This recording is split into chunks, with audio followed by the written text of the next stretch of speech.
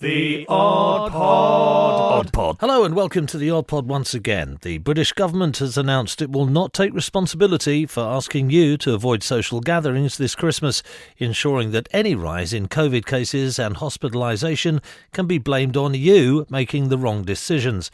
Despite being asked several times during its latest briefing if the government would be looking to increase restrictions on socialising following record case numbers, the Prime Minister Boris Johnson has so far preferred to defer to the common sense of a nation that voted for Mrs Brown's Boys as the comedy of the decade. Boris Johnson told reporters there's a fine line to tread here. On one side, we could tell you not to do things like last Christmas, closing hospitality venues and then having to pay them lots of money for doing so. But on the other side, we don't have to spend anything and we can blame you for making poor choices if it all goes down the toilet.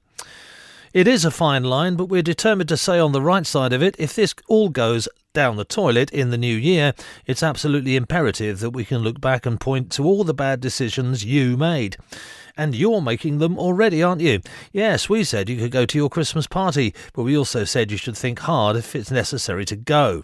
If you go and have a great time and infections stay manageable, then we look great for giving you the freedoms you deserve. But if you go and infections rise and you get involved in a super spreader event, then clearly you made a terrible error of judgment which won't affect us looking great for giving you the freedoms you deserve.